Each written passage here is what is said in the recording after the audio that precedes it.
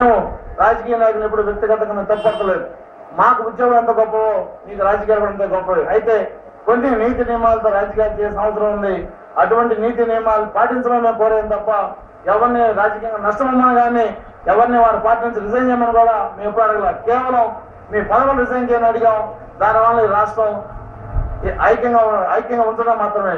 అయితే ఈ రాష్ట్రం కలిసి ఉండడం వల్ల లాభాలంటే చాలా మంది అడుగుతున్నారు. మేము చాలా డిబేట్ లో పాల్గొన్నాం. ఏమిటి మాకు అన్యాయం జరిగింది తెలంగాణ ఉద్యోగస్తులు కానీ తెలంగాణ వాదులు కానీ చెప్తున్నారు. నేను ఈ సభా వేదికగా చాలా స్పష్టంగా చెప్పదలుచుకున్నాను. 1969లో ముల్కీ రూల్స్ కి అనుగుణంగా ఆ రోజున ఉద్యమం జరిగింది. హైదరాబాద్ రాష్ట్రాన్ని భారతదేశంలో కలిపినప్పుడు అప్పుడున్న పార్లమెంట్ ఒక హామీ ఇచ్చింది, మీ రాష్ట్రంలో ఏవైతే రూల్స్ ఉన్నాయో వాటి నుంచి మేము గౌరవిస్తామని చెప్పి.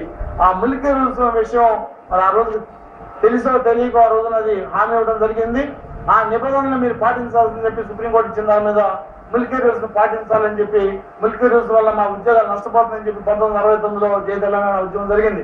కానీ ఈ రాష్ట్రం హైదరాబాద్ మా రాజధాని, దీంట్లో మేము నాన్ రెసిడెంట్ గా పరాయి దేశం ఉంటామని అని చెప్పి 72లో మేము జయాంధ్ర మూవ్మెంట్ జరిగింది. ఈ ఉద్యమాల్లో ఒక రాజకీయమైన అంశం అనేది ఏమీ లేకుండా కేవలం ప్రభుత్వ ఉద్యోగుల యొక్క భవిష్యత్తు మీద ఆ రెండు ఉద్యమాలు జరిగినాయి. కానీ ఇప్పటి వరకు 1975లో ప్రెసిడెన్షియల్ ఆర్డర్ వచ్చిన తర్వాత మన మీద ఉన్న అపవాదం ఏంటంటే తెలంగాణ ఉద్యోగులన్నీ కూడా ఆంధ్ర వాళ్ళు తీసుకుపోతున్నారని.